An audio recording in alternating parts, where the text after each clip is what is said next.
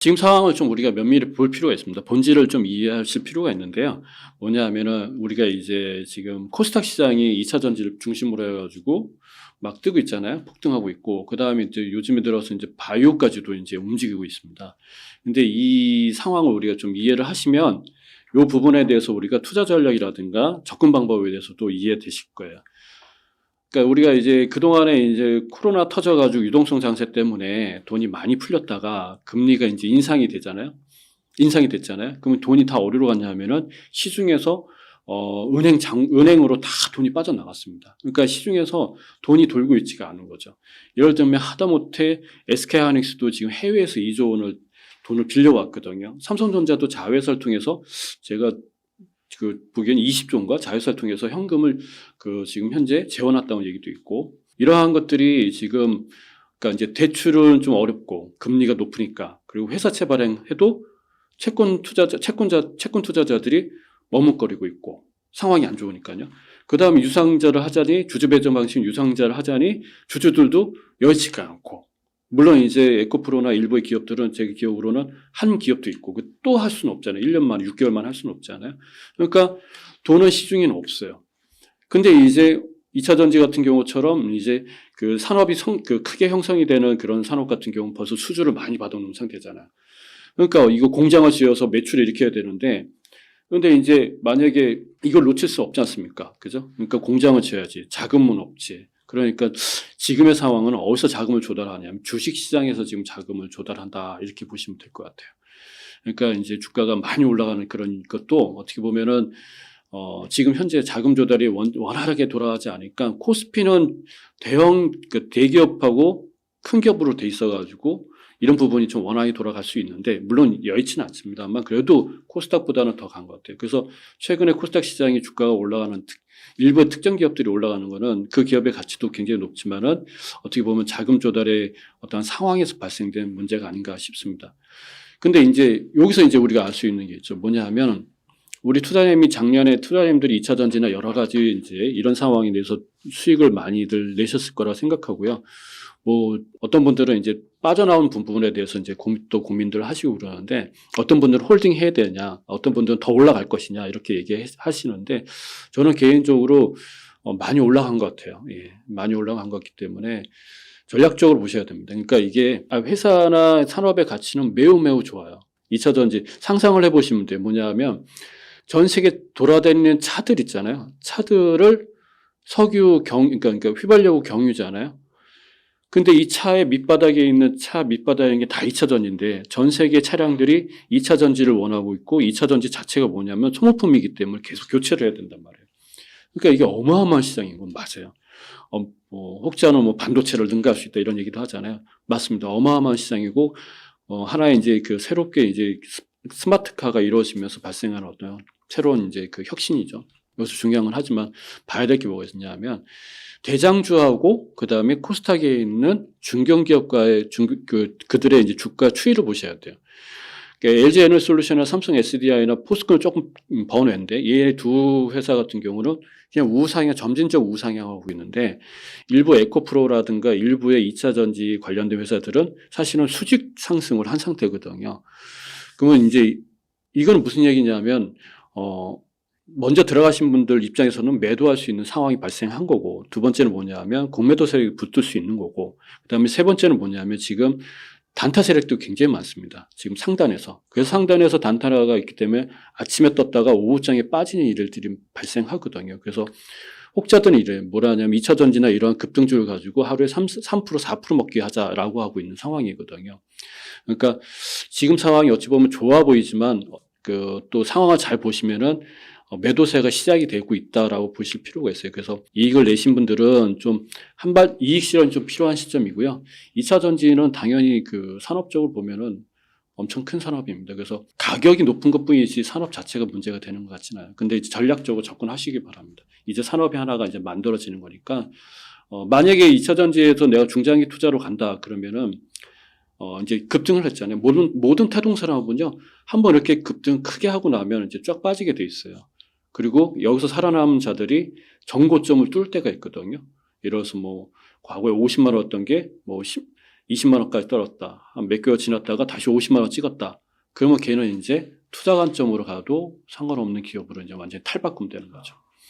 그래서 저는 지금 상황은 그렇습니다. 첫 번째는 유동성 장세에서 경기가 안 좋은 장세로 이제 들어가다 보니 이제 기업들이 자금 조달에 어려움이 있다 보니 주식시장에서 자금을 조달하고 있다 이렇게 보시면 되고, 그 와중에 일부의 기업들은 급등하고 있고, 그다음에 투자자님들은 그런 부분의 수익도 보시겠지만 이제는 좀 이제 상황 판단을 좀 달리 하실 필요가 있다 이렇게 말씀을 드리고 싶습니다. 중장기적으로 투자를 하는 분들은 뭐 딱히 뭐 지금 주가 수준이 너무 높다 뭐 이렇게 생각을 안 해도 괜찮을까요? 오히려 중장기적으로 투자하신 분들이, 그러니까 일찍 들어가신 분들은 지금 상황의 주가를 높게 평가하고 있죠. 그래서 이분들의 전략은 한 일부는 이익 실현을 하고 있는 상황이에요. 그래서 주가가 빠지잖아요. 그 해당 기업이 주가가 많이 빠지면 낮은 가격에서 주식을 많이 매수할 전략으로 지금 그렇게 바꾸고 있는 거고. 근데 이제 문제는 뭐냐면은 최근에 이제 그 사람들이 이제 한참 꼭지에서 들어가신 분들이 문제잖아요. 꼭지에서 들어가신 분들. 이런 분들은 좀 전략적으로 조금은 한 템포 이렇게 쉬면서 가실 필요가 있어요. 무조건. 왜냐하면 먼저 사신 분들이 항상 팔 수 있는 지금 여건이 마련되어 있는 거거든요. 그래서 중장기 투자의 관점에서는 먼저 투자하신 분들은 전략을 하여간에 주식 수를 좀 넓혀가는 방법을 좀 취하려고 할 겁니다. 그래서 윗상단에서 좀 일부를 이익 실현하고 떨어지면 이제 재매수가 들어가겠죠. 예. 근데 여기서 또 하나 주의하실 게 있어요. 뭐냐면 시세가 하락할 때는, 우리가 이제 시세가 하락할 때는 이렇게 빠졌네, 많이 빠졌네, 사도 될까? 그때가 사실 좀 위험한 부분입니다. 그때가 오히려 더 주가가 빠질 확률이 높거든요. 그래서 저는 개인적으로 그러니까 낮은 단계에서 사신 분들은 상관없어요. 여기서 팔고 뭐 사실 뭐 이분들이야 뭐 오래 갖고 가도 상관없거든요. 근데 윗단에 사신 분들한테 제가 드리고 싶은 말씀은, 조금 시세가 나가지고 수익을 보고 계셔가지고 내가 장기적으로 생각하고 있는 건데, 중장기적 부분인데 이게 주가 떨어진다고 해서 덥석 매수하시면 안 돼요.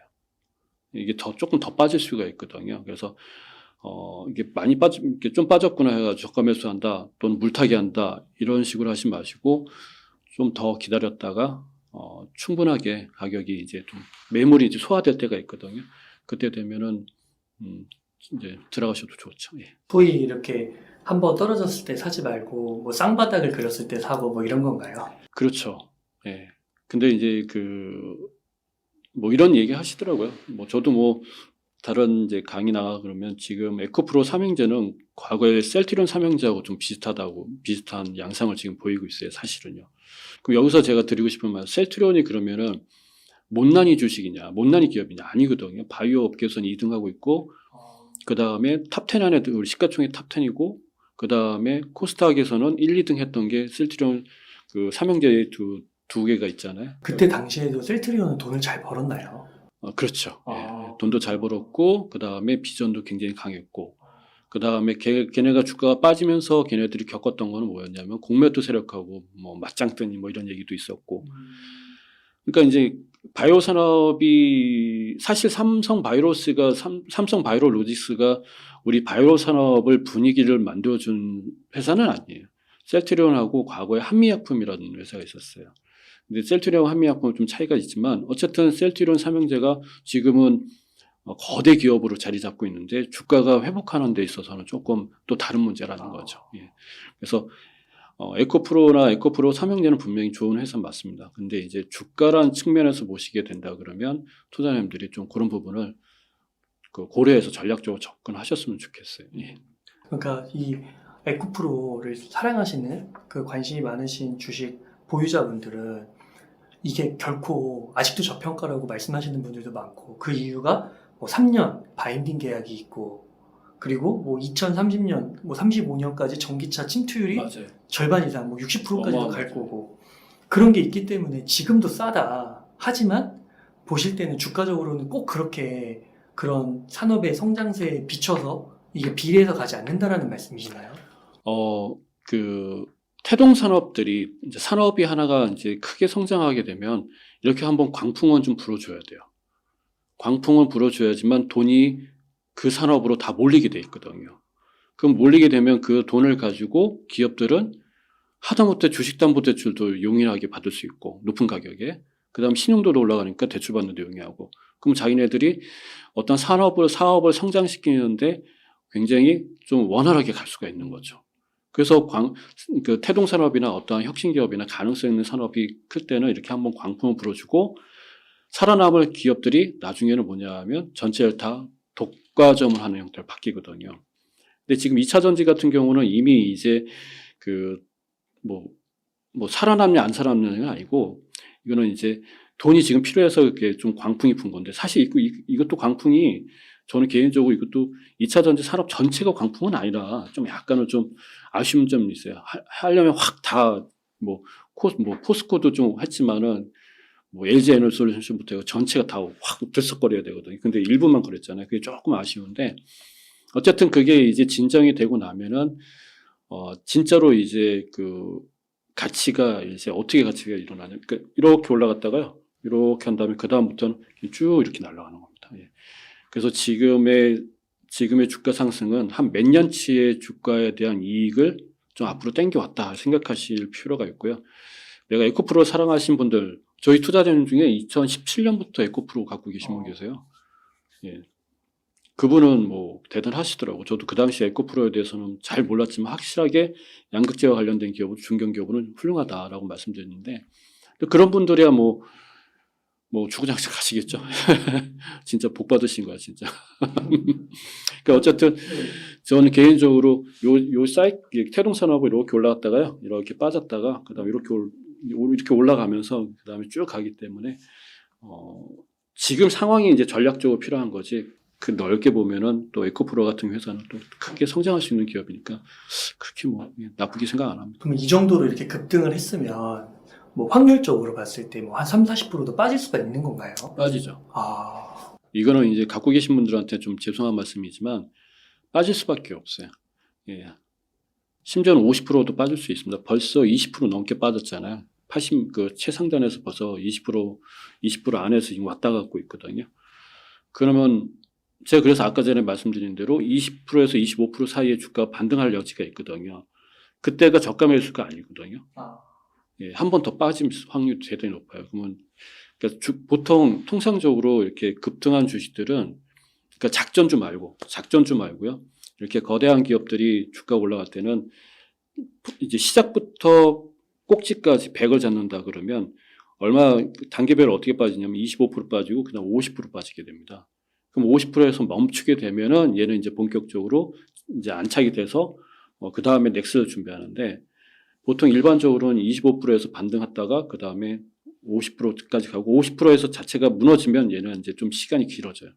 대표적으로 카카오가 그런 거죠. 카카오가 50% 무너지고 그 다음에 좀 물론 시장도 그랬지만 그래서 저는 개인적으로 에코프로에 대한 주가 전망을 한다 그러면 사실 에코프로 살려는 사람도 많아요. 대기하고 있는 매수세도 많거든요. 너무 비싸니까 사람들이 못 사고 있는 거거든요. 그래서 제 욕심이지만은 50% 빠지면 저도 한번 관심 가져야지. 예, 어쨌든 예. 그러면은 지금 시점에서 2차 전지는 보유자의 영역인 거고 좀 일찍 들어가신 맞습니다. 분들, 그럼 새로 신규 진입자들은 뭐 트레이딩 느낌으로 좀 들어가실 수 있는 것 같고, 그렇죠. 여기에 막 신규로 큰 돈을 갖고 들어가는 건 정말 위험한 걸 수도 있고. 지금은 좀 위험합니다. 좋은 건 아는데 이왕이면 그 좋은 거를 우리가 저가에 매수할 수 있는 낮은 가격에 매수할 수 있는 상황으로 가리키시는 게 좋겠죠. 예.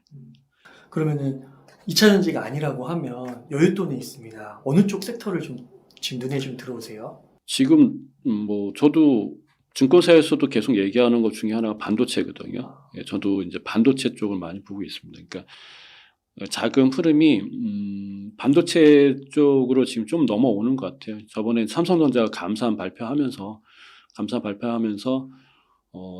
외국인들이 그날 4%, 삼성전자 4%대, SK하이닉스는 6%대 이렇게 대량으로 매수했거든요. 그래서 반도체 쪽이 좀 움직이지 않을까. 왜 그러냐면 지금 2차 전지가 가는 이유가 스마트카 때문에 그러거든요. 2026년 되면 보급화가 됩니다. 그래서 급해요.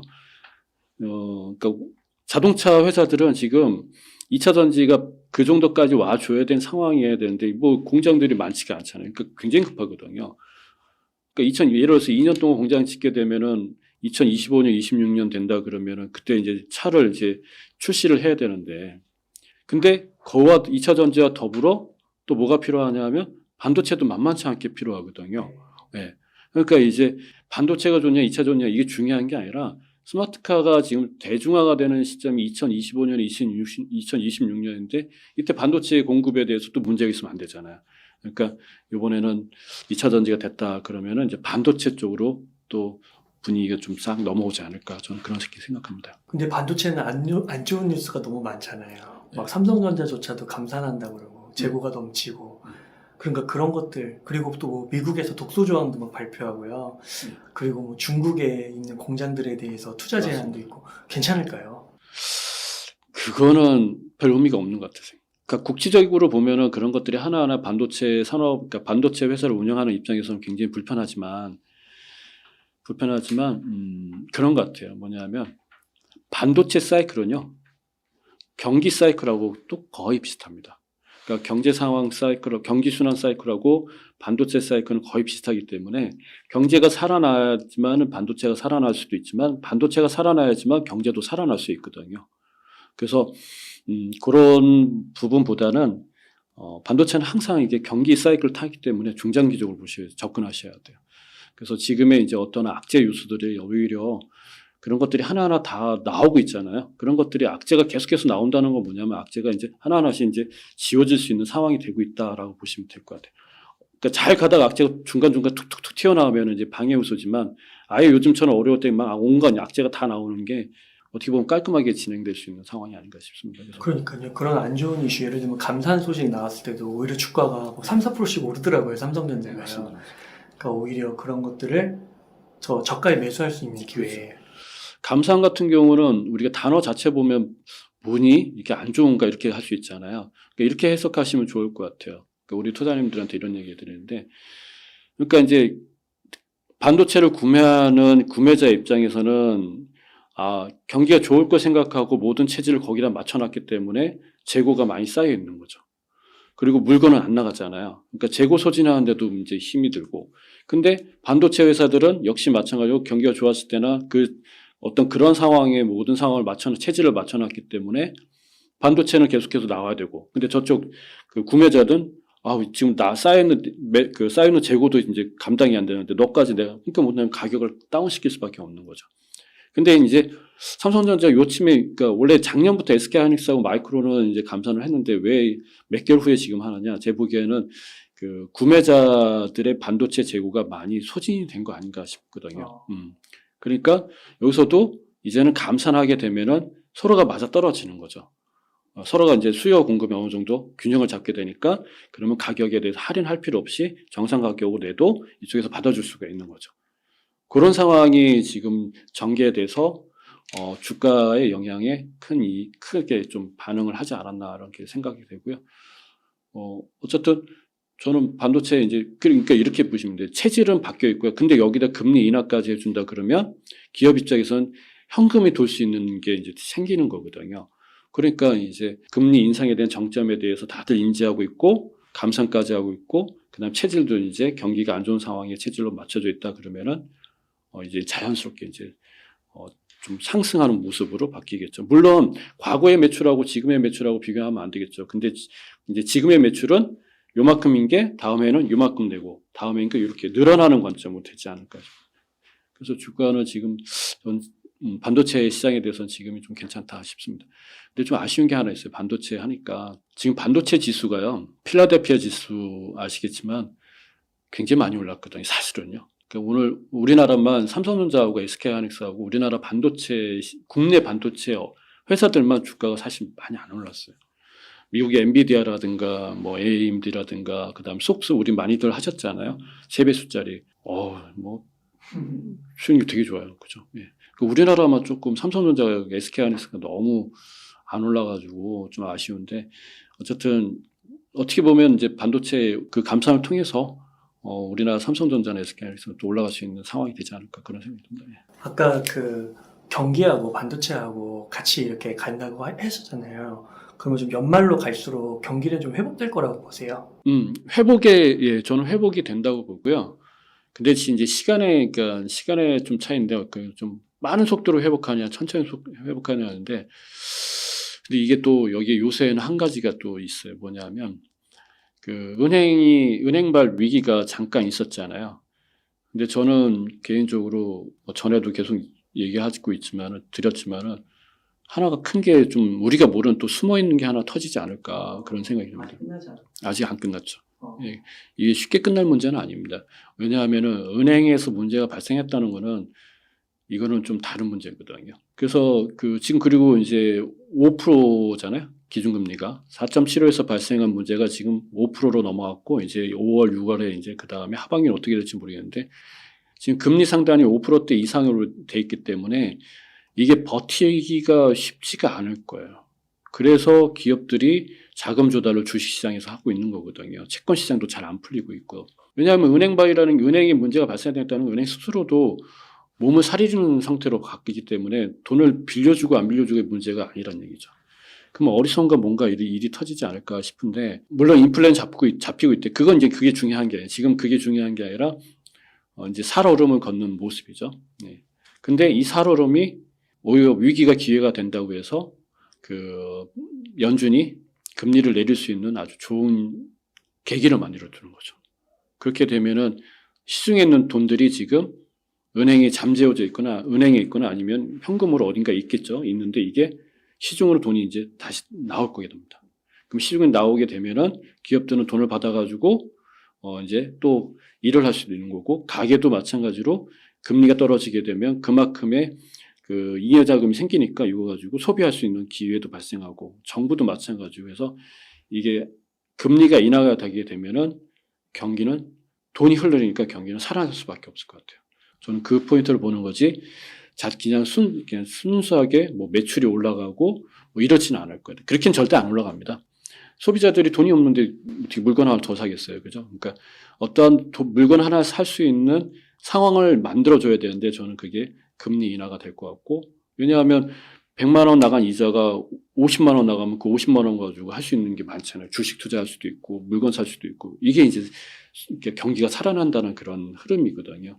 그래서 그렇게 하반기를 보고 있는데 올해 패드가 뭐 안 한다고 하는데 그건 뭐 모를 일이고요. 이제 그러다 보니까 금값이 이제 치솟고 있는 거죠. 예, 왜냐하면 불안하니까. 그리고 금리는 떨어질 것 같고 그다음에 경기에는 안 좋을 것 같으니까 금에 대한 투자 수요가 굉장히 이제 높아지고 있다 이렇게 보시면 됩니다. 계속 올라가고 있잖아요, 국제금리. 그런 게 있습니다. 출연해 있을 때 금 좀 투자하면 좋겠다고 하셨는데 진짜 금값이 많이 오르더라고요. 네. 경기 이제 상황이 불안해서 그러니까 상황이 불안해가지고. 그래서 여기서 또 금으로 또 뭐 잠깐 더 부연 설명해드리면 지금 한 골드바 있잖아요, 골드바. 네. 예, 이거보다 좀 큰 건데 이게 지금 거의 1억에 가까울 거예요. 무슨 뭐 일주일에 한 번씩 1,000만 원씩 1,000만 원, 500만 원씩 올라가고 있는데 거의 지금 아마 8,500 국내 금값으로 보면은 1kg니까 8,600, 8,700 될 거래요. 좀 있으면 이거 1억 가는 거예요, 1억. 다 하나. 어마어마하죠. 근데 저는 금 투자를 하실 때 국내 금을 하시라는 말씀은 아니고요. 국제금을 하셔야 됩니다. 국제금 ETF 있지 않습니까? 그걸 하셔야지. 지금 국내 금을 하시게 되면 아주 낭패 보실 거예요. 예. 왜냐하면 금값이라는 게 이게 몇 년 동안 이렇게 상승하는 게 아니고요. 지금 경기가 안 좋으니까 불안하니까 금에 대한 수요가 있는 거고 그게 이제 금리가 인하하게 되면 다시 성장주로 기업으로 돈이 가기 때문에 돈은 또 글로 갈 수밖에 없기 때문에 저는 개인적으로 국내 금보다는 국제금을 하시는 게 좋고 그다음에 이거 장기 보유가 아니라 단기 투자로 접근하시면은 금 투자로 좀 유효하지 않을까 싶습니다. 그러면은 삼성전자랑 삼성전자를 대표적으로 반도체 주식들이 연말에서 가서 좀 경기가 회복되고 그러면 주가도 그때쯤이면 지금보다 좀 높은 수준에 있을 거라고 보세요? 네, 저는 지금 삼성전자 잘 보시면 아시겠지만 차트 공부하신 분도 아시겠지만 지금 저점을 계속해서 높여가고 있거든요. 네. 51,000원, 54,000원, 59,000원, 지금 61,000원 뭐 이렇게. 저 악재가 나올 때 좀 떨어질 것 같아서 사야겠다 했는데 안 떨어지더라고요. 이거 저점을 높이고 있는 게 중요합니다. 그래서 저점을 낮추는 거하고 저점을 높여가는 차트가 있지 않습니까?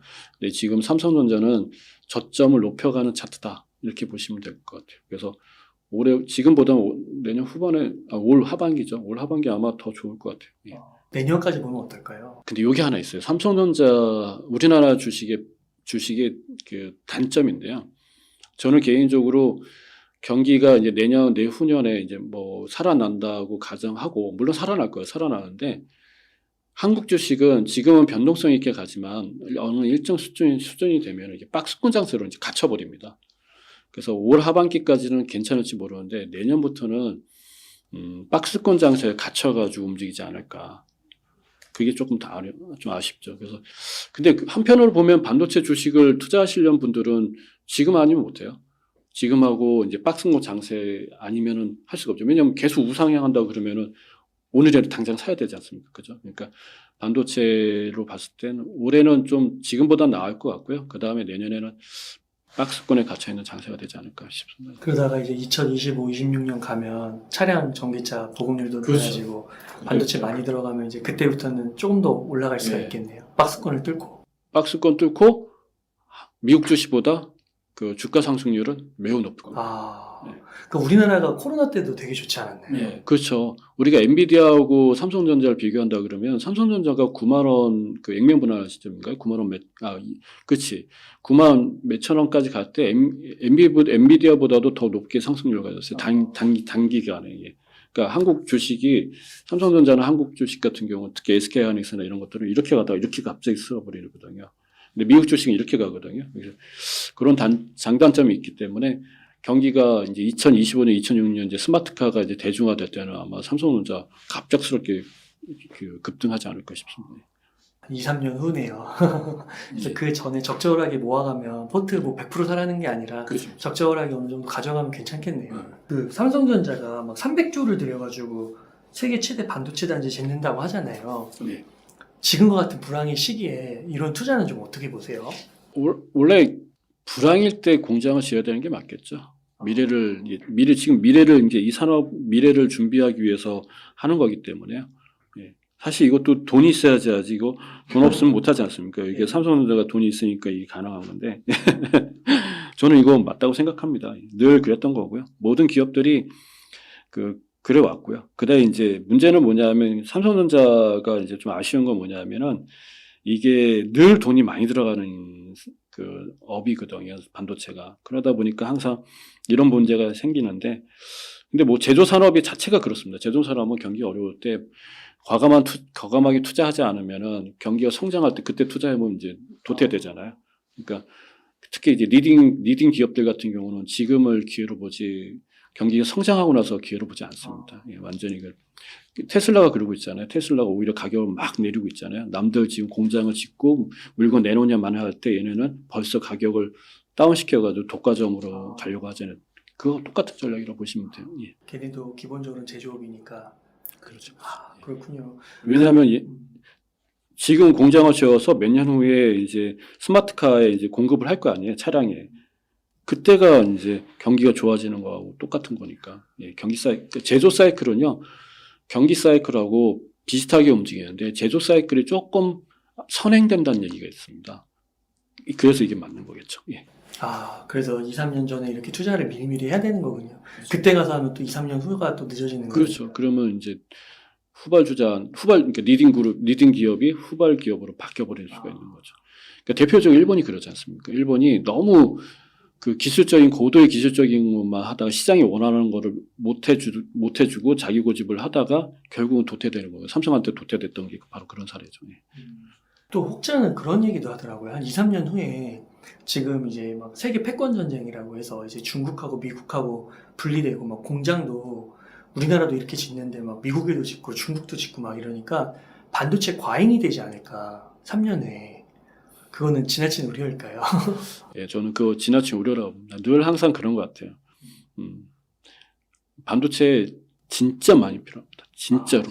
예. 스마트카가 예전에 손정희 회장이 이제 반도체를 인수했을 때, 극찬했을 때 뭐라고 했냐면, 스마트카 안에 들어가는 반도체를 900개 정도로 봤거든요.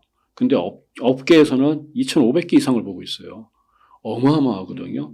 근데 사실은 우리가 스마트폰만 있는 게 아니라 우리 일상이 이제 완전히 이제 바뀌잖아요. 전기차부터 바뀌고 그죠? 그래서 제 생각에는 그거는 좀 우려고요.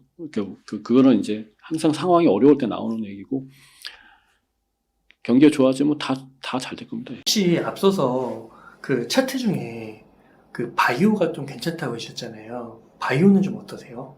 지금 바이오 시장이 지금 셀트리온이 움직이고 있거든요. 그러다 일부에 이제 과거에 잘 나갔던 것들이 지금 움직이고 있는데 저는 이렇게 해드릴 수 있어요. 이거 저평가는 아니에요. 증거사에서 나온 그 내용을 보면 역사적인 저평가라고 얘기하는데 저평가하고 저가하고는 다른 얘기잖아요. 예, 저는 개인적으로 저평가라고 하고 싶지 않고요. 그냥 이제 낮은 가격이 와 있는데 이게 반등을 하고 있다 이렇게 보시면 되고 대신 바이오가 갖고 있는 게 있죠. 뭐냐면 우리 2차 전지보다 더 심한 게 바이오잖아요. 그래서 급등하고 급락하는 우려가 있기 때문에 이건 진짜로 접근 방법을 좀 2차 전지처럼 접근하시면 더 위험할 수가 있습니다. 예, 2차 전지는 그래도 이제 앞으로 돼가는 거고 바이오는 사실은 옥석가리가 이미 다 끝난 거기 때문에 차트가 이제 바닥에서 이렇게 치고 올라가기 때문에요.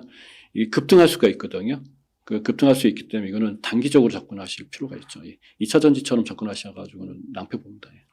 그 약간 재무적인 펀더멘털적인 측면에서 2차 전지는 좀 나온다 이런 말씀이실까요? 그렇죠. 그쪽은 나오겠지만 바이오 쪽은 그 일부의 기업을 제외하고는 대부분 실적이나 이런 것들 엉망이죠. 예. 그러니까 차트만 이제 살아나는 거지. 그러니까 저평가가 아니고 저가에서 반등하는 거라 이렇게 보시면 되죠. 예. 트레이더 우리 데이 트레이더링이 진짜 많이 몰려 있어요. 지금 그쪽에 많이 몰려 있어요. 예. 그렇군요. 심리가 몰린 거군요. 그쪽으로. 그러면 이제 대표님께서 보실 때는 지금은 뭐 그러면 뭐 만약 한국 주식을 한다고 했을 때는 반도체. 지금은 이제 반도체가 이제 가장 확실하겠죠. 예. 그 증권사 리포트를 좀 얘기해 주셨는데 이번에 2차전지 이슈와 관련해서 이거 증권사 리포트 못 믿겠다 하시는 분들도 있더라고요. 여기에 대해서는 좀 어떻게 생각하세요? 저는 개인적으로 믿을 수가 없죠. 항상 좋은 얘기밖에 안 할 거니까. 저는 개인적으로 이제 증권사 리포트에 대해서는 이렇게 신뢰를 하지 않은 편에 속하거든요. 개인적으로. 예. 물론 그들이 얘기하는 리포트가 대충 적는 리포트는 아니죠. 근데 이제 이 또한 뭐냐 하면은 저희하고 똑같아요. 저나 아니면 투자 오래 하신 분들이나 아니면 예를 들어서 A라는 기업을 갖고 계신 분들, 오랫동안 갖고 계신 분들, 그런 분들이 보는 눈이나 그 다음에 증권사 리포트의 애널리스트들이 보는 눈이나 그게 별 차이가 없어요. 차이가 없는데 다만 이 사람들도 뭐냐 미래를 예측하는 거잖아요. 우리도 예측하기가 어려운데 이들도 예측하기는 더 어렵겠죠. 다 그 정도 수준을 보셔야지 그 사람들이 얘기하는 매수, 매도, 그 다음에 적정가, 그거는 의미 없다 봅니다. 언제 그 가격이, 목표가가 언제 올지도 몰라요. 혹여 목표가를 한 달 전에는 20만 원 잡았는데 오늘 다시 목표가 15만 원 내릴 수도 있어요. 그건 뭐 상황에 따라 바꿀 수 있는 거잖아요. 그래서 하나의 이제 그럼 뭘 보시면 좋냐? 증권사 리포트를 보실 때 가격을 보려고 하지 마시고요. 그들이 조사한 내용을 좀 보시는 게 좋아요. 그들이 조사한 내용들이 어떤 내용을 갖고 있는지 이런 것들을 좀 보셔야지 그 가격을 보고, 그러니까 대부분 우리 그렇잖아요. 가격을 보고 내용을 보려고 하잖아요. 그러지 마시고 가격은 제껴놓고 내용만 보시라 이거죠. 내용만. 그럼 이럴 수 있겠구나. 그러면 내가 갖고 있는 주식 더 가겠네 이렇게 생각하시면 되고, 근데 내용을 보니까 약간 좀 내가 생각하는 거하고 좀 다른 느낌이 있다. 그러니까 나는 좋게 생각하는데 이쪽에 나쁘게 생각하거나 나는 나쁘게 생각하는데 저쪽에 좋게 생각한다. 그러면 그때는 한번 고민을 해볼 필요가 있죠. 그 네이버 컨센서스 막 향후 2년, 막 3년 이런 실적들이 나오더라고요.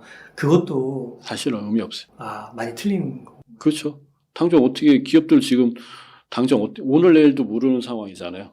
그렇지 않습니까? 사실 우리가 그 실적 발표라는 거는 이제 그 분기 발표잖아요. 그러니까 오늘 상황도 모르고 내일 상황도 모르는데, 그러니까 그들도 과거의 데이터를 가지고 그렇게 하겠지라고 추정만 하는 것뿐이기 때문에 그걸 100% 믿을 수는 없다라고 봐야 돼요. 저는 그럼 믿는다 그러면 그런 리포트보다는 저는 차트를 보는 게 훨씬 더 나을 것 같아요. 그 10년짜리 차트를 보시고 게 좋을 것 같아요. 10년짜리 차트. 그러니까 10년짜리 차트가 우상향하고 있어요. 변동성은 있어도 뭐 순간순간 변동성이 있겠죠. 변동성은 있어도 저점을 높여가는 우상향이다. 그러면은 그게 맞는 거예요. 그리고 뭐 차트 공부하신 분들 아시겠지만 딱 그려놓고 추세 한번 쭉 가보세요. 근데 거기서 변동성만 있는 거잖아요. 그러면 그 추세선으로 쭉 가면 아 대충 이 정도 가격에 또 올라가겠구나 이렇게 가능하죠. 근데 애널리스트들이 얘기하는 그런 어떤 매출과 관련된 거는 그거는 조금은 신뢰하기 어렵다. 저는 개인적으로 그렇게 생각합니다. 그러니까 이번에 좀 유튜브에서 좀 논란이 되는 게 2차전지 멀티플 주는 거. 어떤 증권사는 막 너무 박하게 주고 똑같은 기업인데 언제는 되게 높이 주고 지금은 낮게 주고 이런 게 좀 이해가 안 된다 이런 게 좀 있더라고요. 제 경험으로 보면은 좀 증권사 리포트는 약간 뒷북을 치는 느낌. 그러면 대표님께 만약에 지금 한 1억 정도 여유 자금이 있으면 뭐 한국에 있는 주식도 좋고 미국에 있는 주식도 좋고 좀 어떻게 투자를 하시겠어요? 제가 1억이란 돈을 포트폴리오에 짠다 그러면 저는 이렇게 짜고 싶어요. 뭐냐면 이제 아주 좀 평범하게 짠다라고 말씀드리면 누구나 공감할 수 있는 거. 어떤 분들은 뭐 나는 테슬라만 하겠다 이렇게 공격적으로 하시는 분도 계시고 그럴 텐데 좀 모두가 이제 좀 같이 공유할 수 있는 포트폴리오 짠다 그러면은 일단은 빅테크 해야 됩니다. 그 우리가 얘기하는 이제 애플부터 시작해가지고 미국의 나스닥들 있잖아요. 빅테크 많이 올라왔더라고요. 그죠. 예. 그래서 뭐 1등부터 해가지고 뭐 10등 안에 있는 거. 우리가 그런 아이들 계속 몇 년 동안 관심을 갖고 있고, 그 다음에 지금도 보유하고 계시잖아요. 예. 신규 투자자 입장에서는 뭐 그거 탑 10에 있는 것만큼 뭐 좋은 게 없겠죠. 그래서 그런 것들은 관심, 왜냐하면 금리가 떨어지면 얘네들이 가장 큰 수혜를 보게 될 수밖에 없습니다. 그 다음에 두 번째는 뭐냐면은 필수 소비재도 관심 가질 필요가 있겠죠. 우리나라 필수 소비재 말고, 역시 이것도 미국 필수 소비재를 하셨으면 좋겠어요. 맥도날드부터 해가지고 계속 오르고 있지 않습니까? 네. 그 다음에 뭐 헬스케어도 있고 그쪽에. 먹는 것들 뭐 다 있잖아요. 그러니까 걔네들은 경기가 안 좋으면 또 가요. 금리하고 상관없이 가거든요. 그래서 걔네들 포트폴리오를 같이 섞어 놓으시면 좋고. 또 하나는 이제 단기적으로 금을 좀 투자하시면 좋고, ETF로. 현물 사시라는 얘기 아닙니다. 그 다음에 이제 확실한 거는 이제 또 하나 확실한 거는 채권이죠. 미 국채에 투자를 하시면 좋겠죠. 왜냐하면 금리는 이제 천천히 떨어지든 급하게 떨어지든 떨어질 수밖에 없습니다. 왜냐하면 금리가 떨어지지 않으면은 시중에 그러니까 돈이 시중으로 안 가요. 그럼 시중으로 안 가면 경기 성장의 가장 큰 제약 요소가 되거든요. 그래서 반드시 금리는 떨어질 수밖에 없으니까 금리가 떨어지게 되면 가장 그 반대급부로 그 채권에 대한 매수세가 붙거든요. 그래서 지금 미 국채를 좀 투자해 보시는 것도 나쁘지 않을 것. 우리가 살 수 있는 것들이 ETF 같은 경우 보면 미국에 있는 거 20년짜리 있거든요. 너무 길지 않나요? 20년. 그 20년 동안 투자하는 게 아니라 가격 상승을 보는 거죠. 그러니까 시세 차이. 그러니까 지금 많이 빠져 있으니까 금리가 이제 떨어지게 되면 아마 좀 계속해서 올라갈 것 같아요. 그러면 이제 어느 정도 먹고 나와야지. 이것도 우리가 20년물이라 해서 그거를 또 장기적으로 가는 게 아니라, 그러니까 가격에 대한 반등을 하자. 이거죠. 금도 마찬가지고. 그러면 지금 환율이 한 1,300원 정도 하잖아요. 지금 달러로 환전해서 사는 것도 괜찮아 보이세요? 괜찮은 것 같습니다. 왜냐하면 그 달러가 크게 떨어지지는 않을 것 같아요. 경기가 좋아지면 달러가 크게 떨어지지, 제 생각에는 한 1,200원이 마지노선이 되지 않을까? 경기가 좋아지면 이제 1,200원이 이제 빠지겠지만, 우리가 이제 그 10년 동안의 그 환율 올라가는 우리 저점을 보게 되면은, 경기가 좋아지게 되면 한 1,100원 정도가 마지노선이 될 것 같아요. 그러니까 1,200원 경기가 지금 앞으로 한 몇 년간 안 좋으니까 한 1,200원 선에서 1,300원 선에서 이제 왔다 갔다 하지 않을까 싶습니다. 물론 요즘에 좀 올랐지만 이 오른 게 우리나라가 원래 빠져야 되는데 우리나라만 오른 상태인데 다시 이제 빠지고 있으니까 1,200에서 1,300원 그 정도 박스권이 이루어지지 않을까 싶습니다. 근데 1,300원, 1,200원으로 떨어지게 되면 미국 주식들이나 미국을 투자하신 분들 입장에서는, 그러니까 얘가 환율이 1% 빠지면 얘네들이 2% 올라갑니다. 그러니까 그렇게 생각하고 접근하셔야지. 환율 빠져서 사야지 그러면은 벌써 A프로는 2, 3% 날아가고 있는 거죠. 그렇죠. 그래서 미국 주식 사실 때는 환율 생각 안 하시는 게 좋을 것 같아요. 이런 빅테크들은 아까 앞서서 그 말씀해 주신 우리나라 반도체 2차전지 제조업 기업들하고 차이점이 얘네들은 막 2, 3년 전에 투자하고 이런 게 없는 건가요? 아무래도 이게 하드웨어하고 소프트웨어 차이가 이런 것 같아요. 하드웨어는 계속 돈이 들어가야 되고 소프트웨어는 일단 해놓으면은 그래도 계속해서 이제 갈 수가 있잖아요. 이게 가장 큰 차이고 또 그다음에 그러다 보니까 뭐냐면 이 우리가 얘기하는 이익 나한테 떨어지는 게 얼마야? 이게 차이가 너무 큽니다. 그래서 애플이 현금 보유가 엄청 크다고 하잖아요. 삼성도 많다고 하지만은 계속해서 투입이 돼야 될 자본이 있고, 그러니까 그게 이제 좀 차이점이 있는 거죠. 예. 그러면 빅테크 필수 소비재 그리고 금 ETF 국채 이렇게 크게 네 개를 예, 예, 말씀해 주셨는데 비율은 어느 정도 할까요? 저는 60%는 성장주하고 아니, 주식으로 했으면 좋겠고요. 60% 정도는. 빅테크 필수 소비재. 예. 그리고 40%는 이제 아까 말씀드린 채권이라든가 금으로. 근데 이거는 이제 한 1년 정도 바라보시고 하시면 좋을 것 같아요. 예. 길게 보지 마시고. 예. 또 이거 채권하라고 또 금하라고 하면은 막 뭐 꽤 오랫동안 들고 계시는 거 착각하시는데 그거 아닙니다. 예. 그 투자는 두 가지가 있거든요. 뭐냐 하면은 10년 이상 들고 간 중장기 투자가 있고 1년에서 5년 동안 하는 그 우리가 매크로라고 하잖아요. 거시경제를 따라서 하는 투자가 있거든요. 단기 투자가 있거든요. 그래서 금하고 채권은 단기 투자로 접근하시면 좋을 것 같아요. 근데 여기에 한국 주식은 없네요. 예, 한국 주식은 뭐 좀 아쉽지만 단기적으로 접근하셔야 돼요. 만약에 한국 주식을 지금 하신다 그러면 뭐 2차 전지를 조금 좀 가려서 하시는 게 좋고 예를 들어서 반도체 하신다 그러면은 제 생각에는 지금 투자하시게 되면은 한 이렇게 올라가는 게 아니라 어느 정도는 내가 박스권에 갇힐 수 있겠구나라는 생각하셔야 되고요. 그 다음에 주가가 반등하게 되면은 박스권에 갇힌 것만큼 기간만큼 이제 시세가 분출되는데 저는 한 5년짜리를 봐야 되지 않을까 싶습니다. 국내 삼성전자는 5년 정도로 보셔야 될 것 같아요. 투자를 하신다 그러면. 힘들겠네요. 심리적으로. 그러니까 이게 지금은 분명하게 저 이렇게 얘기해 드릴 수 있어요. 물론 한국 주식도 뭐 5년이든 1년이든 길게 사시는 물론 중요하겠지만 중요한 거는 이 경기가 안 좋을 때 예금하지 마시고 주식 투자를 하셔야 되는 거예요. 그러니까 3, 4년 동안 예금을 하려고 하는 게 아니라 3, 4년 동안 예를 들어서 애플에 적금을 부셔야 된다는 얘기죠.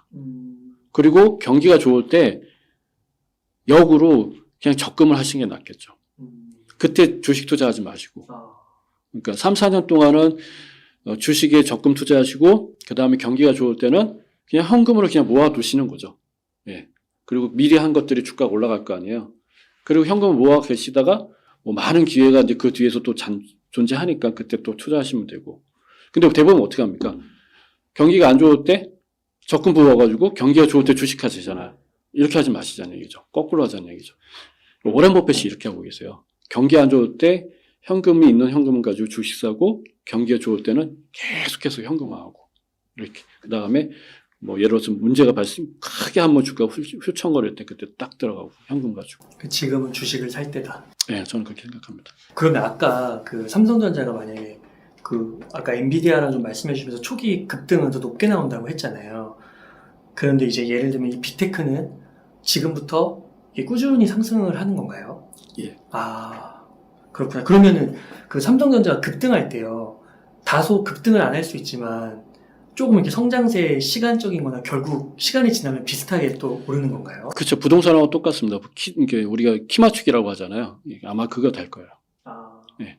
그러니까 이제 이런 거지. 지루함의 싸움인 거죠. 어떤 거는 내가 갖고 있으면 그래도 조금 성장하고 있구나라는 느낌이고 어떤 거는 갈 것 같은데 쟤는 가는데 왜 내 건 안 가지? 그러다가 언젠가 갑자기 팍 치고 올라가는 거. 그런 게 이제 앞으로 이제 펼쳐진 상황이죠. 그러니까 이게 초보자들에게는 확실히 한국 시장보다는 미국 시장 쪽으로 마음 편하게 하시고. 마음 편하게 할 수 있는 거고 빅테크 애플이나 이런 것들 대장으로 딱 선택을 하면 지금 선택하기 좋은 시기고 산다 해도 뭐 삼성전자가 단기적으로 뭐 급등하는 시기는 있을지 몰라도 결국에는 애플도 그만큼 오르는 거고. 맞습니다. 그렇게 해석하면 그냥 미국 주식이 마음 편할 수 있다. 지금은 그렇죠. 미국 주식이 마음 편하고 한국 주식도 뭐 나쁘진 않은데 이제 그 기간 동안에 이제 우리가 이제 좀 기분이 좋아야 되잖아요. 네. 대표님 오늘도 중요한 인사이트들 이렇게 솔직하게 말씀해 주셔서 너무 감사드리고 혹시 끝으로 시청자님들께 강조하고 싶으신 말씀, 하고 싶으신 말씀 일단 부탁드릴게요. 그러니까 혹자는 그런 얘기 하시더라고요. 경기가 안 좋으니까 금리 인하를 한다 이런 얘기를 해서 이제 뭐 현금을 뭐 확보해야 된다 이런 얘기들을 이제 얘기를 하시더라고요. 그건 아닙니다. 우리가 돈이 지금 은행에 지금 재워져 있는 거거든요. 돈이 시중으로 이렇게 흘러가야 돼요. 그래야지 기업도 그 돈 가지고 뭔가를 하려고 할 수 있는 기회가 많이 발생하고, 가게도 마찬가지고, 정부도 마찬가지고, 다 마찬가지거든요. 그래서 오히려 금리가 인하한다는 건 분명히 그 포인트에서는 분명히 문제가 커지는 일이 발생할 겁니다. 하지만 금리가 인하한다는 건 뭐냐면 다시 돈이 시중으로 이제 흘러와서 그 다음에 경기가 좋게끔 만들어주는 하나의 상황으로 전개되니까 지금은 어떻게 보면은 제가 아까도 말씀드렸지만 주식을 지금은 수익률 관점에서 접근하지 마시고 우리가 중장기 투자자님들은 수익률 관점보다는 주식을 사모으는 데 관점을 한 몇 년간 하시고 그다음 단기적인 어떤 시세 차이나 단기적인 관점에서 보신 분들은 지금은 단기적인 게 또 먹히거든요. 먹히기 때문에 이거를 나의 목표 수익률이라든가 이런 것도 철저하게 지키시면 하시면 요 흐름을 좀 잘 탈 수 있지 않을까 싶습니다. 그냥 너무 우리가 이렇게 몰입하지 마시고요. 상황을 냉철하게 보시면서 이것도 가지고 가시고 저것도 가지고 가셨으면 좋겠습니다. 예. 그 단기 투자할 때 목표 수익률을 정하는 게 굉장히 중요한 거죠. 자칫 잘못하면 욕심부리다가 망할 수 있는 거예요. 그러니까 투자 입장에서 보면은 투자자는 욕심을 크게 부리셔야 돼요. 이게 5년이고 10년을 할 거니까 욕심 없이 30% 먹겠다 그러면 그건 의미가 없잖아요. 크게 부으셔야 돼요. 크게. 예를 들어 삼성전자 네이버 같은 경우 보면은 10년, 20년 보면 엄청나게 올랐잖아요. 그렇게 내가 마음 먹고 할 수 있는 그런 배팅을 하셔야지만 그런 수익을 낼 수 있거든요. 애플도 마찬가지고. 근데 단기 목적으로 하신 분, 시세 차익 목적으로 하신 분들은 욕심 절대 부리시면 안 돼요. 내가 정해진 10%냐 20%냐 그거까지 먹고 반대도 손절도 잘 하셔야 돼요. 그러니까 이제 시세 차익자들은 매도의 관점을 보셔야 되지 매수의 관점을 보시면 안 돼요. 내가 손해도 덜 손해보고 이익도 딱 먹고 나올 수 있는 그런 거. 요것만 잘 지키시면 요즘 이제 단타 시장이거든요. 단타 시장에서 또 흔히들 우리 투자자님들 용돈벌이 하신다라고 하시는데 그것도 가능합니다. 긴 시간 동안 유익한 인사이트 많이 나누셔서 감사의 말씀드립니다. 오늘 고생 많으셨습니다. 예, 고맙습니다. 예.